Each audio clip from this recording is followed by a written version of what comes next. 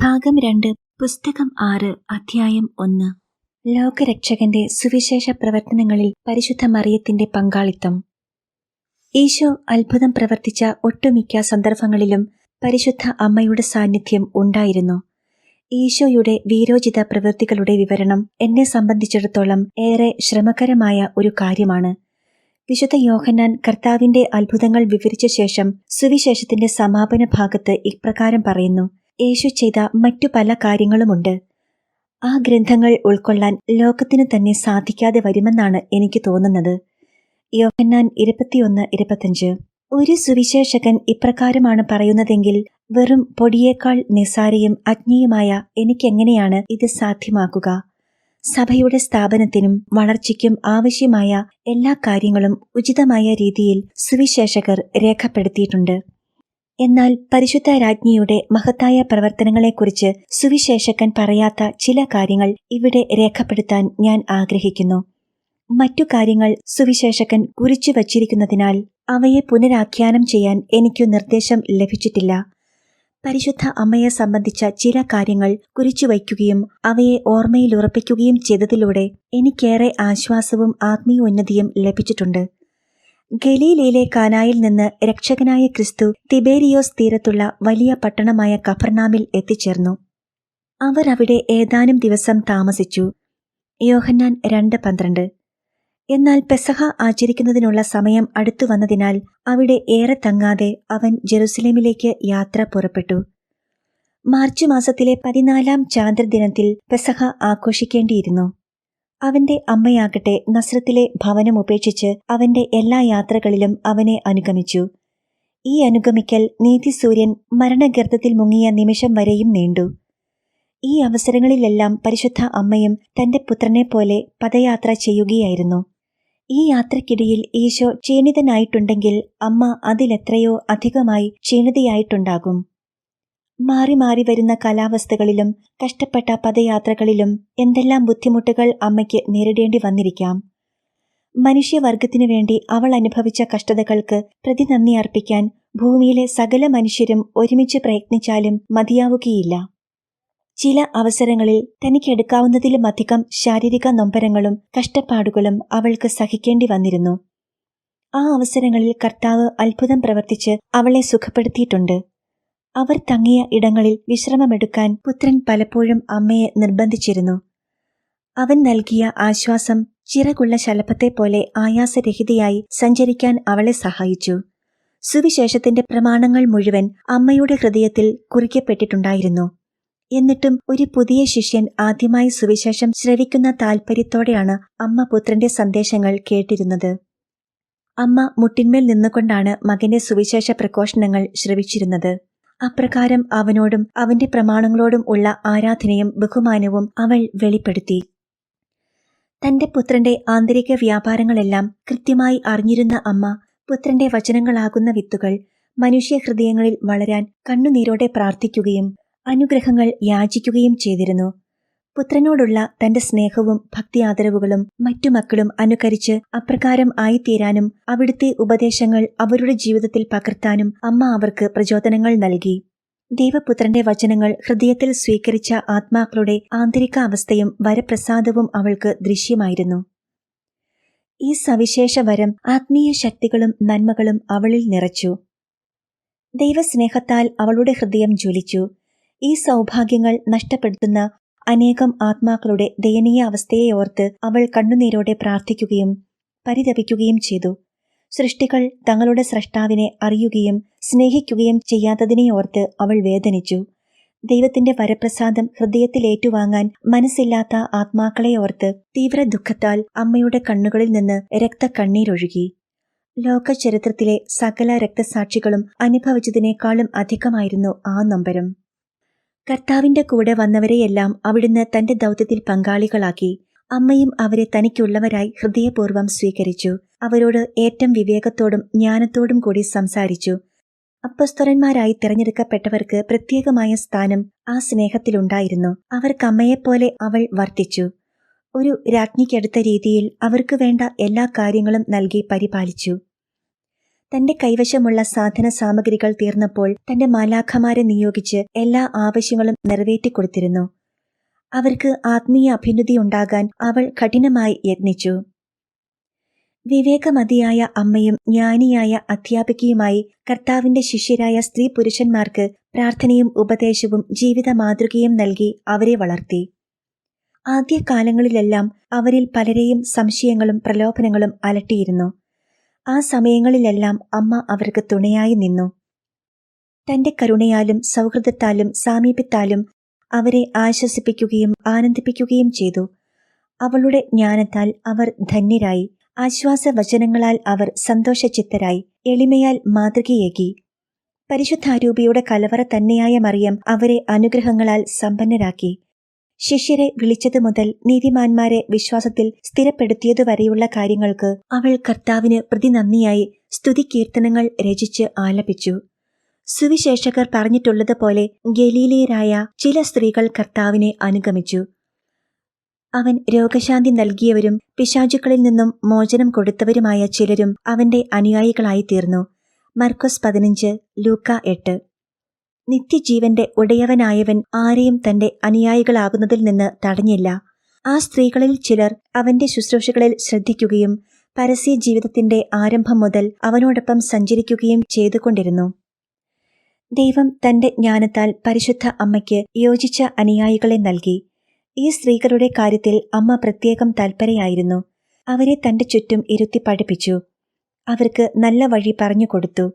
അവരെ നേരിട്ട് പഠിപ്പിക്കാൻ വേണ്ട ജ്ഞാനവും കഴിവും ഉണ്ടായിട്ടും സുവിശേഷം ശ്രവിച്ച് നിത്യജീവന്റെ വഴി പ്രാപിക്കാനാണ് അമ്മ അവരെ പഠിപ്പിച്ചത്. തന്റെ ജ്ഞാനവും കഴിവും പരസ്യപ്പെടുത്താൻ അമ്മ ആഗ്രഹിച്ചിരുന്നില്ല. ഇപ്രകാരം ഈശോയുടെയും അമ്മയുടെയും ശ്രോതാക്കൾക്ക് അമ്മ നല്ല മാതൃക നൽകി. അപ്പസ്തോലന്മാരോടും ശിഷ്യരോടും പരിശുദ്ധ അമ്മ ഇടപെട്ട രീതി തന്നെ സർവശക്തനായ ദൈവത്തിന്റെ അത്ഭുത പ്രവൃത്തിയാണ്. അവളുടെ ജ്ഞാനം പൂർണ്ണമായി വെളിപ്പെടുത്താൻ മനുഷ്യ അധരങ്ങൾക്ക് സാധ്യമല്ല. എനിക്ക് വെളിപ്പെടുത്തപ്പെട്ട കാര്യങ്ങൾ വിശദീകരിക്കണമെങ്കിൽ ഇതിലും വലിയ ഗ്രന്ഥം തന്നെ രചിക്കേണ്ടി വരും. കുറച്ചു കാര്യങ്ങളെ ഞാൻ പറയുന്നുള്ളൂവെങ്കിലും വിശ്വാസികൾക്കതിൽ നിന്ന് വളരെ കാര്യങ്ങൾ ഗ്രഹിക്കാനാകും. ശിഷ്യർക്കെല്ലാവർക്കും പരിശുദ്ധ അമ്മയുമായി അടുത്തിടപെടാനും സ്നേഹമാസ്വദിക്കാനും കഴിഞ്ഞു. കർത്താവ് അവരുടെ ഹൃദയങ്ങളിൽ അമ്മയോടുള്ള സ്നേഹാദരവ് വളർത്തി. ഈ സ്നേഹം എല്ലാവരും അനുഭവിച്ചിരുന്നെങ്കിലും അത് നല്ല അളവിൽ ആയിരുന്നു എന്ന് പറയാൻ പറ്റുകയില്ല. എന്തെന്നാൽ കർത്താവ് തന്റെ ശിഷ്യരിൽ ഓരോരുത്തർക്കും താന്താങ്ങളുടെ മനോഭാവവും ദൗത്യങ്ങളുടെ സ്വഭാവവും അനുസരിച്ച് തന്റെ ഇഷ്ടപ്രകാരമാണ് സ്നേഹത്തിന്റെ സമ്മാനങ്ങൾ നൽകിയിരുന്നത്. സ്വർഗീയ രാജ്ഞിയുടെ സമ്പർക്കവും അവളുടെ സ്നേഹ സംഭാഷണവും വഴി ശിഷ്യരുടെയും ഭക്തിയും വിശ്വാസവും വർദ്ധിച്ചു വന്നു. അമ്മ അവരെ സ്നേഹിച്ചു, ആശ്വസിപ്പിച്ചു. സമയാസമയങ്ങളിൽ ഉചിതമായ സഹായവും നിർദ്ദേശങ്ങളും നൽകി. ആന്തരിക ആനന്ദവും സമാധാനവും ജ്ഞാനവും നിറഞ്ഞവരായിട്ടാണ് ഓരോ സന്ദർഭത്തിലും അവളുടെ സാന്നിധ്യത്തിൽ നിന്ന് അവർ പോയിരുന്നത്. എങ്കിലും അവർ പുറപ്പെടുവിച്ചിരുന്ന സൽഫലങ്ങളാകട്ടെ ഓരോരുത്തരുടെയും ഹൃദയത്തുറവിയും നിലപാടുകളും അനുസരിച്ച് വ്യത്യാസപ്പെട്ടിരുന്നു. പരിശുദ്ധ അമ്മയുടെ ദിവ്യജ്ഞാനം, വിവേകം, ശുദ്ധത, പരിശുദ്ധി, മഹനീയ രാജകീയത എന്നീ ഗുണങ്ങൾ ശിഷ്യരെ വളരെയേറെ സ്വാധീനിച്ചിരുന്നു. അവൾ പ്രസരിപ്പിച്ച മാധുര്യവും താഴ്മയും ആനന്ദവും ശിഷ്യർക്കെന്നും അനുഭവവേദ്യമായിരുന്നു. പുതിയ നിയമത്തിന്റെ ആത്മീയ പേടകത്തെ ലോകത്തിനു മുൻപിൽ വെളിപ്പെടുത്താനുള്ള സമയം അപ്പോഴും സമാഗതമായിരുന്നില്ല. അതുമൂലം കർത്താവ് അവളെ വാഴ്ത്താൻ ആഗ്രഹിച്ചിരുന്നെങ്കിലും എല്ലാം ഹൃദയത്തിൽ സംഗ്രഹിക്കുകയാണ് ചെയ്തത്. അപ്പസ്തോലർ നിശബ്ദത പാലിക്കാൻ നിർബന്ധിതരായിരുന്നെങ്കിലും പരിശുദ്ധ മറിയത്തിന്റെയും അവളുടെ സ്രഷ്ടാവിന്റെയും സ്തുതിപ്പുകളിലൂടെ അവരുടെ ഉള്ളിൽ നിറഞ്ഞു നിന്നിരുന്ന തീക്ഷ്ണ വികാരങ്ങൾ പ്രകടിപ്പിച്ചിരുന്നു. പരിശുദ്ധ അമ്മ തന്റെ ജ്ഞാനത്തിന്റെ വെളിച്ചത്തിൽ ഓരോ ശിഷ്യന്റെയും ആത്മസ്ഥിതിയെപ്പറ്റിയും അയാൾക്കു ലഭിച്ച പ്രസാദവരത്തിന്റെ അളവിനെക്കുറിച്ചും ഭാവിയിൽ അയാൾക്കുള്ള ദൗത്യത്തെപ്പറ്റിയും അറിഞ്ഞിരുന്നു. അതിനനുസരിച്ച് അവൾ അവർക്കോരോരുത്തർക്കും വേണ്ട നിർദ്ദേശങ്ങളും ഉപദേശങ്ങളും നൽകി. താന്താങ്ങളുടെ വിളിക്കനുസൃതമായ അനുഗ്രഹങ്ങളും അവൾ അവർക്കായി നേടിക്കൊടുത്തു.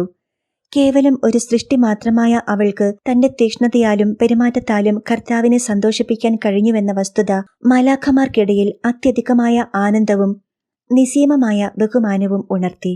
പരിശുദ്ധ അമ്മയുടെ മധ്യസ്ഥതയിൽ ലഭ്യമായ അനുഗ്രഹങ്ങളോടും വരദാനങ്ങളോടുമുള്ള ശിഷ്യരുടെ പ്രതികരണം അത്യുന്നതങ്ങളിലും സന്തോഷം ഉളവാക്കി. ഈ കാര്യങ്ങളെല്ലാം ചേർന്ന് മനുഷ്യന് ഗോചരമല്ലാത്തതും മാലാഖമാർക്ക് അനുഭവവേദ്യവുമായ ആനന്ദാലയം സൃഷ്ടിച്ചു.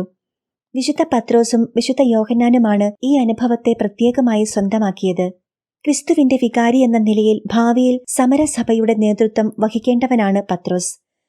കർത്താവിന്റെ മരണശേഷം പുത്രസ്ഥാനം വഹിച്ചുകൊണ്ട് അമ്മയുടെ സംരക്ഷകനും സഹചാരിയുമായിരിക്കേണ്ടവനാണ് യോഹന്നാൻ. അതിനാലാണ് പരിശുദ്ധ അമ്മയുടെ സവിശേഷമായ സ്നേഹ ശുശ്രൂഷകൾക്ക് അവരിരുവരും അർഹരായത്. തന്നിൽ ചൊരിയപ്പെട്ട ദൈവിക വരപ്രസാദത്തിന്റെ ശക്തിയാൽ യോഹന്നാൻ അപ്പോൾ തന്നെ അമ്മയുടെ കാര്യങ്ങളിൽ പ്രത്യേക ശ്രദ്ധ പതിപ്പിക്കാൻ തുടങ്ങി. ദൈവത്തിന്റെ ആത്മീയ നഗരമാകുന്ന മറിയത്തിന്റെ ആത്മീയ രഹസ്യത്തെ യോഹന്നാൻ കൂടുതൽ ആഴത്തിലറിഞ്ഞു. അദ്ദേഹം രചിച്ച സുവിശേഷം തന്നെ ഈ അറിവിന്റെ തെളിവാണ്. അതിൽ പ്രകാശിതമാകുന്ന ദൈവിക ഉൾക്കാഴ്ചകളെല്ലാം പരിശുദ്ധ അമ്മയിലൂടെ അദ്ദേഹത്തിന് ലഭിച്ചതാണ്. ഈശോയുടെ വത്സല ശിഷ്യൻ എന്ന പ്രത്യേക സ്ഥാനം അദ്ദേഹം സ്വന്തമാക്കിയതും കർത്താവിന്റെ അമ്മയോടുള്ള ഗാഢബന്ധത്തിലൂടെയാണ്. അദ്ദേഹം പ്രദർശിപ്പിച്ച പുത്രനിർവിശേഷമായ സ്നേഹം മാതാവ് തന്റെ മാതൃസ്നേഹത്തിലൂടെ തിരികെ നൽകി. അങ്ങനെ യോഹന്നാൻ കർത്താവിന്റെയും അവന്റെ അമ്മയുടെയും ഏറ്റവും അടുത്ത ശിഷ്യനായി മാറി. യോഹന്നാൻ തന്റെ ചാരിത്ര ശുദ്ധത കൊണ്ട് മാത്രമല്ല, മറ്റു പല സദ്ഗുണങ്ങളാലും അമ്മയോട് ചേർന്ന് നിന്നു. അവയിലൊന്ന് മാടപ്രാവിന്റെ ലാളിത്യമായിരുന്നു. അത് അദ്ദേഹത്തിന്റെ എഴുത്തുകളിൽ പ്രകടമാണ്. അതുപോലെ തന്നെ ശാന്തശീലവും വിനയവും. ഒരു അടിമയെപ്പോലെ യോഹന്നാൻ അമ്മയുടെ ഏതാഗ്രഹവും സാധിച്ചു കൊടുത്തു. മറ്റെല്ലാവരെയും കാൾ സ്നേഹത്തോടെ അമ്മയെ അദ്ദേഹം ശുശ്രൂഷിച്ചു. എപ്പോഴും അവളോടൊപ്പമായിരിക്കാനും അവളുടെ ദൈനംദിന ആവശ്യങ്ങൾ നിറവേറ്റാനും ജാഗ്രത കാണിച്ചു. ചില അവസരങ്ങളിൽ അമ്മയെ ശുശ്രൂഷിക്കുന്നതിന് മാലാഖമാരോട് മത്സരിക്കുക തന്നെ ചെയ്തു. അതേസമയം എല്ലാ കാര്യങ്ങളും സ്വയമേ ചെയ്യാനാണ് മാതാവ് ശ്രമിച്ചിരുന്നത്. മാതാവ് സന്നിഹിതയല്ലാതിരുന്ന സന്ദർഭങ്ങളിൽ കർത്താവ് ചെയ്ത അത്ഭുതങ്ങളും പഠിപ്പിച്ച കാര്യങ്ങളും യോഹന്നാൻ കൃത്യമായി അമ്മയെ അറിയിച്ചുകൊണ്ടിരുന്നു. അവൻ പുതുതായി ശിഷ്യഗണത്തിൽ ചേർത്തവരുടെ കാര്യങ്ങളും ഇപ്രകാരമാണ് അമ്മ അറിഞ്ഞിരുന്നത്. ദുഷ്ടതയിൽ വീണുപോയ യൂദാസിനെക്കുറിച്ച് എനിക്ക് വെളിപ്പെടുത്തപ്പെട്ട മറ്റൊരു കാര്യം കൂടി പറയാനുണ്ട്. എന്തെന്നാൽ ഇതും ചരിത്രമാണല്ലോ, എന്നാൽ തീരെ അറിയപ്പെടാത്ത കാര്യവും. കടുംപിടുത്തക്കാരും പരിശുദ്ധ അമ്മയോട് തീരെ ബഹുമാനമില്ലാത്തവരുമായ ആളുകൾക്ക് ഈ കാര്യം ഒരു മുന്നറിയിപ്പായി കരുതാവുന്നതാണ്. മനുഷ്യരും മാലാഖമാരും ദൈവവും ഇത്രമാത്രം സ്നേഹിക്കുന്ന പരിശുദ്ധ അമ്മയുടെ ദിവ്യസ്നേഹത്തിന്റെ വഴിത്താര യൂദാസ് പരിത്യജിച്ചു. ഈ തിരസ്കരണത്തിന്റെ ദുരന്തകഥ എനിക്ക് ലഭിച്ച അറിവിൻ പ്രകാരം ഞാൻ താഴെ കുറിക്കുകയാണ്. കർത്താവിന്റെ ശക്തമായ പ്രമാണങ്ങളുടെ പ്രഖ്യാപനങ്ങളാൽ ആകൃഷ്ടനായിട്ടാണ് യൂദാസ് അവനോടൊപ്പം ചേർന്നത്. തന്നെയും ശിഷ്യഗണത്തിൽ ചേർക്കണമെന്ന് അദ്ദേഹം ദിവ്യഗുരുവിനോട് അഭ്യർത്ഥിച്ചു. സത്യ അന്വേഷകരായവരെയെല്ലാം സ്വീകരിക്കുന്ന യേശു ഒരു പിതാവിന്റെ സ്നേഹവാത്സല്യത്തോടെ അയാളെ സ്വീകരിച്ചു. മറ്റുള്ളവരെ പോലെ സദുദ്ദേശത്തോടെയാണ് അദ്ദേഹവും ശിഷ്യത്വം ആരംഭിച്ചത്. യൂദാസ് ആദ്യഘട്ടങ്ങളിൽ മറ്റു പല ശിഷ്യരെയും കാൾ പല കാര്യങ്ങളിലും മുന്നിട്ട് നിന്നിരുന്നതിനാൽ അപ്പസ്തോല ഗണത്തിൽ ചേർക്കപ്പെട്ടു. എന്തെന്നാൽ കർത്താവ് അയാളുടെ ആത്മാവിനെ ഏറെ സ്നേഹിച്ചിരുന്നു. അയാൾ വരപ്രസാദത്തിൽ നിറഞ്ഞവനായിരുന്നു. പരിശുദ്ധ അമ്മ യൂദാസിനെ കരുണയോടെ വീക്ഷിക്കുകയും സ്നേഹിക്കുകയും ചെയ്തിരുന്നെങ്കിലും ഭാവിയിൽ വഞ്ചകനായി ഗുരുത്വം കളഞ്ഞു കുളിക്കുമെന്ന് തന്റെ ദൃഷ്ടിയിൽ അമ്മ തിരിച്ചറിഞ്ഞിരുന്നു. ഈ അറിവുണ്ടായിട്ടും അമ്മ മാതൃസഹജമായ സ്നേഹലാളനങ്ങൾ യൂദാസിന് നൽകിയിരുന്നു. അവനു വേണ്ടിയുള്ള മധ്യസ്ഥം വഹിക്കലും തുടർന്നു. ഭാവിയിൽ താൻ ചെയ്യാൻ പോകുന്ന വഞ്ചനയുടെ ഭീകരമായ പരിണിത ഫലങ്ങൾ അയാൾക്ക് മനസ്സിലാക്കി കൊടുത്തു. അതിനാൽ യൂദാസിന്റെ ചെയ്തി ഒരു ന്യായീകരണവും അർഹിക്കുന്നില്ല. ഇതുപോലുള്ള ഒരു വ്യക്തിയെ നന്മയിലേക്ക് തിരിച്ചുവിടാൻ ആത്മീയ അച്ചടക്കം മാത്രം മതിയാകുകയില്ല എന്നവൾ അറിഞ്ഞു. അത്തരം ജീവിതശൈലി അയാളെ കൂടുതൽ കഠിന ഹൃദയനാക്കി മാറ്റുകയേ ഉള്ളൂ. അതുകൊണ്ട് വിവേകിനിയായ അമ്മ യൂദാസിനു വേണ്ട യാതൊരു സുഖങ്ങൾക്കും കുറവ് വരുത്താതിരിക്കാൻ പ്രത്യേകം ശ്രദ്ധിച്ചു. മറ്റുള്ളവർക്ക് കൊടുക്കുന്നതിലും കൂടുതൽ പരിഗണനയും സ്നേഹവും കരുതലും അമ്മ യൂദാസിന് കൊടുത്തു.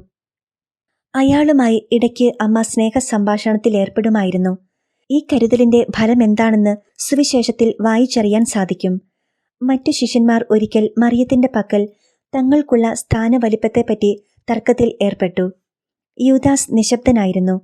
തനിക്കു ലഭിക്കുന്ന പരിഗണനയെപ്പറ്റി അയാൾക്ക് സംശയമുണ്ടായിരുന്നില്ല എന്നർത്ഥം. അതുകൊണ്ട് സഹ അപ്പസ്തോലന്മാരോട് അയാൾക്ക് അസൂയ തോന്നിയതുമില്ല. പരിശുദ്ധ അമ്മ അയാൾക്ക് കൊടുത്തിരുന്ന പരിഗണനയിലൂടെയും സമ്മാനത്തിലൂടെയുമൊക്കെ സ്നേഹത്തിന്റെ ഉറപ്പ് ലഭിച്ചിരുന്നു. യൂദാസ് ഇക്കാര്യത്തിൽ തൃപ്തനും നന്ദിയുള്ളവനുമായിരുന്നു. എന്നാൽ യൂദാസിന്റെ പ്രകൃതിയാലുള്ള സ്വഭാവത്തിന് വലിയ മാറ്റമുണ്ടായില്ല. മറ്റു ശിഷ്യരും നന്മയുടെ പാതയിൽ വളർച്ചയിലെത്തിയിരുന്നില്ല. പ്രസാദവരം അവരിലേക്ക് ചൊരിയപ്പെട്ടിരുന്നുമില്ല. അതിനാൽ മാനുഷികമായ പല വീഴ്ചകളും അവരിൽ പ്രകടമായിരുന്നു. യൂദാസ് കാട്ടിയ വലിയ അവിവേകം തന്റെ ആധ്യാത്മികതയിൽ അമിത അഭിമാനം പുലർത്തുകയും മറ്റ് അപ്പസ്തോലന്മാരുടെ അപാകതകളെ വിമർശന ബുദ്ധിയ വിലയിരുത്തുകയും അവരെ കുറഞ്ഞവരായി കാണുകയും ചെയ്തു എന്നതാണ്. അപ്രകാരം അയാൾ സ്വയം വഞ്ചിതനായി. സ്വന്തം കണ്ണിലെ കരടു കാണാതെ അന്യന്റെ കണ്ണിലെ കരടു മാത്രം അയാൾ കണ്ടു. തന്റെ സഹശിഷ്യരുടെ ചെറിയ പിഴവുകൾ പോലും വിട്ടുകളയാതെ പരാതികൾ പറയുകയും മുൻവിധി ചെയ്യുകയും അവരെ തിരുത്താനുള്ള വ്യഗ്രതയിൽ അവരെക്കാളധികം തെറ്റുകൾ ചെയ്തു കൂട്ടുകയും ചെയ്തു. ശിഷ്യരുടെ ഇടയിൽ കൂടുതലായി യൂദാസിന്റെ അസൂയക്കിരയായത് യോഹന്നാനായിരുന്നു. മുഖസ്തുതിയിലൂടെ കർത്താവിനോടും പരിശുദ്ധ അമ്മയോടും കൂടുതൽ അടുപ്പം യോഹന്നാൻ സ്ഥാപിച്ചിരിക്കുകയാണെന്നാണ് യൂദാസ് കരുതിയത്.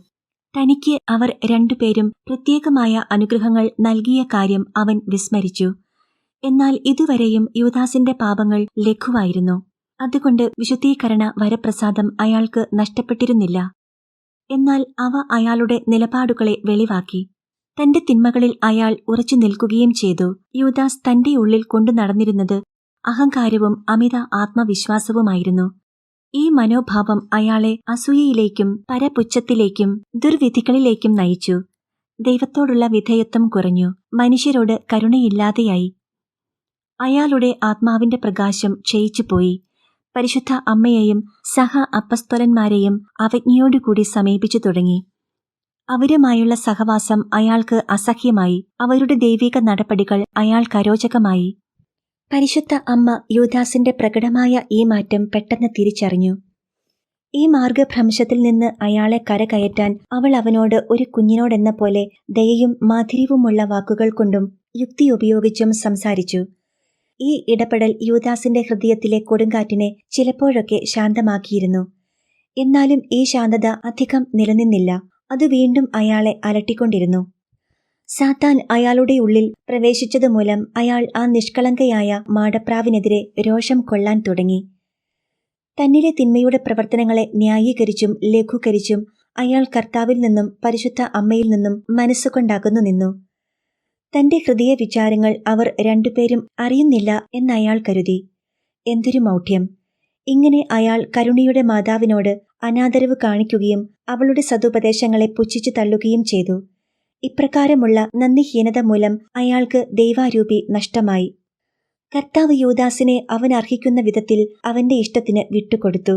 അത്രയധികം യൂദാസ് കർത്താവിനെ പ്രകോപിപ്പിച്ചിരുന്നു. ഇത്തരം നിലപാടുകൾ മൂലം യൂദാസ് തന്റെ രക്ഷയ്ക്കുള്ള ഏക മാർഗമായിരുന്ന കർത്താവിന്റെ കരുണയും മാതാവിന്റെ മധ്യസ്ഥവും നഷ്ടമാക്കി. കർത്താവ് നൽകിയ വിശ്വാസത്തിന്റെ പ്രമാണങ്ങൾ അയാൾക്കുൾക്കൊള്ളാൻ കഴിയാതായി. അവയോടുള്ള വെറുപ്പ് മൂലം ഒരപ്പസ്തോലൻ എന്ന നിലയിലുള്ള ജീവിതം അയാൾക്ക് വലിയ ഭാരമായി മാറി. കാര്യങ്ങൾ ഇപ്രകാരമാണെങ്കിലും ദൈവം തന്റെ കരുണയെ പിൻവലിച്ചില്ല. പകരം അയാൾക്കു വേണ്ട ആന്തരിക സഹായം നൽകിക്കൊണ്ടിരുന്നു. അയാളുടെ രക്ഷയ്ക്കുതകുന്നവയും അനുഗ്രഹദായകവുമായ കാര്യങ്ങൾ കർത്താവ് കൊടുത്തുകൊണ്ടിരുന്നു. സ്വർഗീയ രാജ്ഞി അയാളോട് എളിമപ്പെടാനും സ്വർഗീയ ഗുരുവിനോട് ക്ഷമായാചനം ചെയ്യാനും നിരന്തരം ഉപദേശിച്ചുകൊണ്ടിരുന്നു. അയാൾ തന്റെ പാപവഴിയിൽ നിന്ന് തിരിച്ചു ചെന്നിരുന്നെങ്കിൽ അയാൾക്കു വേണ്ടി മധ്യസ്ഥം വഹിക്കാനും പ്രായശ്ചിത്തം ചെയ്യാനും അമ്മ തയ്യാറായിരുന്നു. യൂദാസിന്റെ വീഴ്ച തടയാനായി ഏതു ത്യാഗത്തിനും അവൾ ഒരുക്കമായിരുന്നു. പാപത്തിൽ വീഴുന്നതിനേക്കാൾ ഗുരുതരമാണ് പാപത്തിൽ തുടരുന്നത്. ഇക്കാര്യം മറ്റാരേക്കാളും നന്നായി പരിശുദ്ധ അമ്മ അറിഞ്ഞിരുന്നു. എന്നാൽ യൂദാസിന്റെ മനസ്സാക്ഷി അങ്ങേയറ്റം കഠിനമാകപ്പെട്ടിരുന്നു. അതിനാൽ അയാൾ അനുതപിച്ചില്ല. അയാൾ തിന്മയിൽ നിന്ന് തിന്മയിലേക്ക് നിപതിച്ചുകൊണ്ടിരുന്നു. അയാൾ സ്വന്തം കുറ്റത്തെ നിഷേധിച്ചു. തന്റെ ഗുരുവിനെ ഹൃദയപൂർവ്വം സ്നേഹിക്കുന്നതായി അഭിനയിച്ചു. സ്വയം തിരുത്താൻ ലഭിച്ച എല്ലാ അവസരങ്ങളും പാഴാക്കി കളയുകയും ചെയ്തു. യൂദാസിന്റെ പതനത്തിന് വഴിതെളിച്ച മറ്റൊരു കാരണം കൂടി പറയാനുണ്ട്. ശിഷ്യഗണം വലുതായപ്പോൾ തങ്ങൾക്കു ലഭിക്കുന്ന പണം ദരിദ്രർക്കായി വീതിച്ചു നൽകാൻ ഒരാളെ പ്രത്യേകം ചുമതലപ്പെടുത്തേണ്ട ആവശ്യം വന്നു. ഈ പണത്തിൽ നിന്ന് വേണമായിരുന്നു പൊതു ആവശ്യങ്ങൾ നിറവേറ്റാനും ചക്രവർത്തിക്കുള്ള നികുതി കൊടുക്കാനും. ഇക്കാര്യം ആരെയും ഉദ്ദേശിക്കാതെ ഈശോ പൊതുവായി പറഞ്ഞു. ഈ പ്രശ്നം പിടിച്ച ഉത്തരവാദിത്വം ഏറ്റെടുക്കാൻ മറ്റെല്ലാവരും അറച്ചു നിന്നപ്പോൾ യൂദാസ് സധൈര്യം മുന്നോട്ടു വന്നു. ഈ സ്ഥാനം നേടിയെടുക്കാനായി അഹന്ത വെടിഞ്ഞ് യോഹന്നാന്റെ പക്കൽ എളിമപ്പെട്ടു ചെന്ന് അയാൾ അഭ്യർത്ഥന നടത്തി. സ്വർഗീയ രാജ്ഞിയുടെ പക്കൽ തന്റെ പേര് ഇക്കാര്യത്തിനായി ശുപാർശ ചെയ്യണമെന്ന് അയാൾ അപേക്ഷിച്ചു. യൂദാസിന്റെ ഈ ആഗ്രഹം അനുചിതവും നീതിരഹിതവുമാണെന്ന് വിവേകമതിയായ അമ്മ മനസ്സിലാക്കി. അത് അയാളുടെ ദുരയും ധനമോഹവും കൊണ്ടുണ്ടായതാണെന്ന് അറിയാമായിരുന്നതിനാൽ ഇക്കാര്യം സ്വർഗീയ ഗുരുവിന്റെ പക്കൽ ഉണർത്തിക്കണ്ട എന്ന് അമ്മ തീരുമാനിച്ചു. എന്നാൽ യൂദാസ് ഇതേ തന്ത്രം പത്രോസ് അടക്കമുള്ള ഇതര ശിഷ്യന്മാരുടെ മേലും പ്രയോഗിച്ചു. അതും പരാജയപ്പെട്ടു. യൂദാസിന്റെ ആവശ്യം നിവർത്തിച്ചു കൊടുത്താൽ അയാളുടെ ഇപ്പോഴത്തെ അവസ്ഥയിൽ വിനാശത്തിലേക്കുള്ള വഴിയായി തീരുമെന്ന് കർത്താവ് അറിഞ്ഞിരുന്നു. എന്നാൽ ദുരാശ ജ്വലിച്ചു നിന്നിരുന്ന യൂദാസിന്റെ മനസ്സ് പിൻവാങ്ങിയില്ല. ആ സ്ഥാനം നേടിയെടുക്കാൻ വേണ്ടി കൂടുതൽ അസ്വസ്ഥനും വ്യാകുലചിത്തനുമായി തീർന്നു. സാത്താൻ അയാളിൽ പൈശാചികമായ ആവേശം നിറച്ചു. ഇത്തരമൊരു വികാരം സാധാരണ മനുഷ്യരിൽ പോലും എത്രയോ നീചമാണ്. അപ്പോൾ യൂദാസിന്റെ കാര്യത്തിൽ അതിലേറെ നീചമാണല്ലോ. എന്തെന്നാൽ അയാൾ ശിഷ്യനായിരിക്കുന്നത് നീതിസൂര്യന്റെയും അവന്റെ പ്രഭ സ്വന്തമാക്കിയ അമ്മയുടെയും പാഠശാലയിലായിരുന്നല്ലോ. വരപ്രസാദത്തിന്റെ ഉജ്ജ്വല ദീപ്തിയിൽ തന്നെ പ്രകാശിപ്പിച്ച നീതിസൂര്യന്റെ വെളിച്ചത്തിലും പ്രലോഭനങ്ങളുടെ അന്ധകാരത്തിൽ തന്നെ ദംശിക്കാനിടയുള്ള വിഷസർപ്പത്തിന്റെ കെണികളെപ്പറ്റി നിരന്തരം അവബോധം നൽകിയ സ്വർഗീയ ചന്ദ്രികയുടെ പ്രകാശത്തിലും തനിക്ക് പറ്റിയ വീഴ്ചകളെപ്പറ്റി യൂദാസിന്റെ മനസ്സ് അറിഞ്ഞില്ല എന്ന് പറയാൻ എങ്ങനെ സാധിക്കും? എന്നാൽ യൂദാസ് തന്നിഷ്ടപ്രകാരം വെളിച്ചത്തിൽ നിന്ന് ഇരുളിലേക്ക് പലായനം ചെയ്തുകൊണ്ടിരുന്നു. എങ്ങനെയെങ്കിലും ആ സ്ഥാനം അയാൾക്ക് നേടിയെടുക്കണമായിരുന്നു. തന്റെ ദുരാഗ്രഹത്തെ നന്മയുടെ മൂടുപടത്താൽ അയാൾ മറച്ചു. പത്രോസിന്റെയും യോഹന്നാന്റെയും ശുപാർശ താൻ ഇക്കാര്യത്തിൽ നേടിയിരിക്കുന്നുവെന്ന കാര്യം യൂദാസ് അമ്മയെ അറിയിച്ചു. തന്റെ ഉദ്ദേശം ഗുരുവിനെയും അവന്റെ അമ്മയെയും സേവിക്കുകയാണ്. തനിക്കല്ലാതെ മറ്റാർക്കും ഈ ജോലി അതിന്റെ പൂർണ്ണതയിൽ ചെയ്യാനാകുകയില്ല. അതിനാൽ പണസഞ്ചി കാക്കുന്ന ജോലി തന്നെ ഏൽപ്പിക്കണമെന്ന് അവൻ അഭ്യർത്ഥിച്ചു. പരിശുദ്ധ അമ്മ ഇപ്രകാരം മറുപടി പറഞ്ഞു: എന്റെ പ്രിയ മകനെ, നീ നന്നായി ധ്യാനിക്കുക. നിന്റെ ഉദ്ദേശലക്ഷ്യങ്ങൾ സത്യസന്ധമാണോ എന്ന് സ്വയം ചോദിക്കുക. കർത്താവ് നിർബന്ധിച്ചാൽ മാത്രമേ നിന്റെ സഹോദരർ ഇത് ഏറ്റെടുക്കുകയുള്ളൂ. അവർ അത്രയ്ക്ക് ഈ ജോലി ഏറ്റെടുക്കാൻ മടിക്കുകയും ഭയപ്പെടുകയും ചെയ്യുന്നു. എന്നാൽ നീ ഇത് ഏറ്റെടുക്കുന്നത് നല്ലതിനോ എന്ന് ചിന്തിച്ചു നോക്കുക. നീ നിന്നെ സ്നേഹിക്കുന്നതിനേക്കാൾ ഉപരി കർത്താവ് നിന്നെ സ്നേഹിക്കുന്നുണ്ട്. നിനക്ക് നന്മയായിട്ടുള്ളത് എന്തെന്ന് അവിടുത്തേക്ക് വ്യക്തമായി അറിയാം. അതുകൊണ്ട് അവന്റെ ഹിതം എന്തെന്നറിയാൻ നീ നിന്നെ തന്നെ വിട്ടുകൊടുക്കുക. എളിമയും ദാരിദ്ര്യവും സ്വന്തമാക്കുക. നിന്റെ വീഴ്ചയിൽ നിന്നും എഴുന്നേൽക്കുക. ഞാൻ നിന്നെ സഹായിക്കാൻ കൈനീട്ടുന്നു.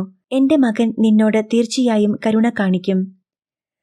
പരിശുദ്ധ മറിയത്തെപ്പോലെ ഉദാരമതിയും സ്വർഗീയ പ്രഭാവതിയുമായ ഒരാളിൽ നിന്നും ഇപ്രകാരം ലഭിക്കുന്ന ഉപദേശം ആരാണ് ഈ ഭൂമിയിൽ സ്വീകരിക്കാതിരിക്കുക? എന്നാൽ കഷ്ടം, ഈ കഠിനഹൃദയൻ അതിനും വഴിപ്പെട്ടില്ല. അവളുടെ വാക്കുകൾ അയാളുടെ ഹൃദയത്തെ ചലിപ്പിച്ചില്ല. ഈ അപകടത്തിൽ നിന്ന് തന്നെ രക്ഷിക്കാൻ ആഗ്രഹിച്ച സ്വർഗീയ രാജ്ഞിക്കെതിരെ അയാളുടെ മനസ്സിൽ കോപമുണ്ടായി. ദുരാഗ്രഹം പരിധി വിട്ടു. നല്ല ഉദ്ദേശത്തോടെ നൽകപ്പെട്ട ഉപദേശം തന്റെ പദ്ധതികൾക്കെതിരായി അവൾ ഉയർത്തിയ പ്രതിബന്ധമാണെന്ന് യൂദാസ് സംശയിച്ചു. എന്നാൽ യൂദാസിന്റെ പ്രതികരണത്തെ മാതാവ് തൽക്കാലം അവഗണിച്ചു. മാതാവുമായുള്ള സംഭാഷണത്തിനു ശേഷം യൂദാസ് ഏറെ അസ്വസ്ഥനായിരുന്നു. അയാളുടെ ധനാസക്തി അയാളെ വിശ്രമിക്കാൻ അനുവദിച്ചില്ല. വിശ്വാസത്തിന്റെ ഒരു നുറുങ്ങുവെട്ടം പോലുമില്ലാതെ അയാൾ കർത്താവിന്റെ മുൻപിൽ നേരിട്ട് കാര്യമുണർത്തിക്കാൻ തീരുമാനിച്ചു. നാട്യം നന്നായി പരിശീലിച്ച ഒരുവനെപ്പോലെ ആട്ടിൻ തോലണിഞ്ഞ ചെന്നായിയുടെ ഭാവത്തിൽ അയാൾ ഗുരുവിനെ സമീപിച്ചു. ഗുരു, നിന്റെ പണസഞ്ചി സൂക്ഷിപ്പുകാരനെന്ന നിലയിൽ നീ ആഗ്രഹിക്കുന്നത് പോലെ ദരിദ്രരെ സഹായിക്കാനും നമുക്കു ലഭിക്കുന്ന സംഭാവനകൾ സൂക്ഷിക്കുന്നതിനും ഞാൻ ആഗ്രഹിക്കുന്നു. ഞാൻ പാവങ്ങളുടെ കാര്യം നോക്കും. അതുവഴി മറ്റുള്ളവർ നിനക്കു ചെയ്തു തരണമെന്നാഗ്രഹിക്കുന്ന കാര്യങ്ങൾ നീ അവർക്ക് ചെയ്തു കൊടുക്കുക എന്നതിന്റെ സാരോപദേശത്തെ ഞാൻ അനർത്ഥമാക്കും. നിന്റെ ആഗ്രഹമനുസരിച്ച് ദരിദ്രർക്ക് ധനസഹായം ചെയ്യുന്നതിനും അത് ഇന്നുവരെ ചെയ്തിരുന്നതിനേക്കാൾ ഭംഗിയായി ചെയ്യുന്നതിനും ഞാൻ ആഗ്രഹിക്കുന്നു. ഇപ്രകാരം പൊള്ളവാക്കുകൾ പറയുക, കപടനാട്യം കാണിക്കുക തുടങ്ങിയ അനേകം പാപങ്ങളുടെ അഗാധ ഗർത്തത്തിൽ അയാൾ നിപതിച്ചു. തന്റെ യഥാർത്ഥ ലക്ഷ്യം മറച്ചുവെച്ച് അയാൾ കള്ളം പറഞ്ഞു. താൻ അർഹിക്കാത്ത ബഹുമതി സ്വന്തമാക്കാനായി അയാൾ തന്റെ തനിനിറം പുറത്തു കാണിക്കാതെ വളഞ്ഞ വഴികൾ തേടി. സ്വയം ഉയർത്തി നിർത്തി സഹോദരരെ താഴ്ത്തിക്കെട്ടി. തനിക്ക് ദാനമായി കിട്ടിയ വിശ്വാസത്തെ അയാൾ നഷ്ടപ്പെടുത്തി. കപടനാട്യത്തിലൂടെ സ്വർഗീയ ഗുരുവായ കർത്താവിനെ വഞ്ചിക്കാൻ ശ്രമിച്ചു. മനുഷ്യഹൃദയം ഒളിപ്പിക്കുന്ന അഗാധ രഹസ്യങ്ങളെ തിരിച്ചറിയാൻ കഴിയുന്നവനാണ് കർത്താവെന്ന സത്യം അയാൾ മറന്നു. എന്നുമാത്രമല്ല, കർത്താവിന്റെ ദൈവിക ജ്ഞാനത്തിന്റെ മേൽ തന്റെ ഭൗതിക മനുഷ്യനെ പ്രതിഷ്ഠിക്കാനും അയാൾ ശ്രമിച്ചു. അങ്ങനെ യൂദാസ് ഏറ്റവും ഹീനനായി അധപതിച്ചു. ഇപ്പോൾ ദിവ്യഗുരു യൂദാസിനു നൽകിയ മറുപടി എന്തെന്നു ശ്രദ്ധിക്കാം. അത്യുന്നതന്റെ വിധി തീർപ്പുകൾ എത്രയോ നിഗൂഢവും നിശിതവുമാണ്. യൂദാസ് അകപ്പെട്ടിരിക്കുന്ന വലിയ കെണിയിൽ നിന്നും വിനാശത്തിൽ നിന്നും അയാളെ രക്ഷിക്കാൻ ഈശോ ആഗ്രഹിച്ചു. യൂദാസ് സ്വയം ന്യായീകരിക്കാതിരിക്കാൻ കർത്താവ് ഇപ്രകാരം അരുളി ചെയ്തു: യൂദാസ്, നീ എന്നോടെന്താണ് ആവശ്യപ്പെടുന്നതെന്ന് നീ അറിയുന്നുണ്ടോ? നിന്നെ നശിപ്പിക്കാനുള്ള വിഷവും തകർക്കാനുള്ള ആയുധവും ആഗ്രഹിക്കുന്നതു മൂലം നിന്നോട് തന്നെ നീ ക്രൂരത കാട്ടുകയല്ലേ? യൂദാസ് ഇപ്രകാരം മറുപടി പറഞ്ഞു: ഗുരു, നിന്റെ അനുയായികളുടെ സേവകനായി തീർന്നുകൊണ്ട് എന്റെ സർവ്വശക്തിയോടും കൂടെ നിന്നെ സേവിക്കാൻ ഞാൻ ആഗ്രഹിക്കുന്നു. ഞാൻ ഏറ്റെടുക്കുന്ന ഉത്തരവാദിത്വം ഒരു വീഴ്ചയും കൂടാതെ നിർവഹിക്കാൻ ഞാൻ കഠിനമായി പരിശ്രമിക്കും. ആത്മാവിനെ അപായപ്പെടുത്തുന്ന ഇത്തരം അഹന്ത പ്രകടിപ്പിച്ച യൂദാസിനെ അയാളുടെ വഴിക്ക് വിടാൻ ദൈവം തീരുമാനിച്ചു. അയാൾ പ്രകാശത്തെ പ്രതിരോധിച്ചു. അതിനെതിരെ ഹൃദയം കൊട്ടിയടച്ചു. ജലവും തീയും അയാൾക്ക് കാട്ടിക്കൊടുത്തു. മരണവും തീയും അയാൾക്ക് ദൃശ്യമായി. എന്നാൽ അയാൾ തന്റെ കരം നീട്ടി വിനാശം തെരഞ്ഞെടുത്തു. സ്വർഗീയ രാജ്ഞിയുടെ വചസ്സുകൾ.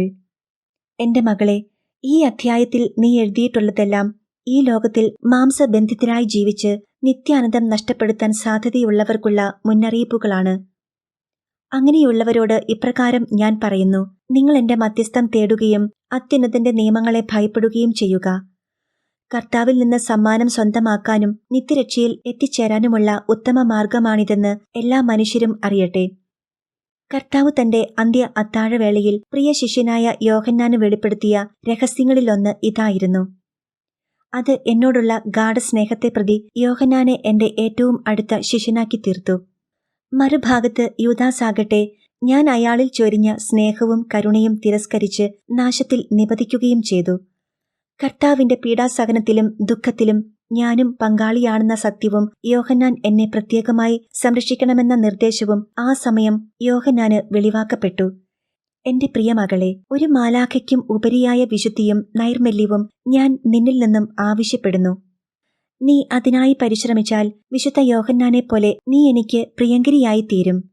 എന്റെ കർത്താവായ ദൈവത്തിന് പ്രിയ മണവാട്ടിയും മകളും ആയിത്തീരുകയും ചെയ്യും. യോഹന്നാന്റെ സന്മാതൃകയും യൂദാസിന്റെ ദാരുണമായ അന്ത്യവും നിരന്തരം നിന്റെ മുൻപിൽ ഉണ്ടായിരിക്കട്ടെ. അത് ഒരേ സമയം നിനക്ക് പ്രചോദനവും മുന്നറിയിപ്പുമായി വർത്തിക്കട്ടെ. എന്റെ സ്നേഹത്തെ നിരന്തരം തേടുക. എന്റെ സ്നേഹത്തെ പ്രതി കൃതജ്ഞതയുള്ളവളായിരിക്കുക. വ്യവസ്ഥകളില്ലാത്ത സ്നേഹമാണത്.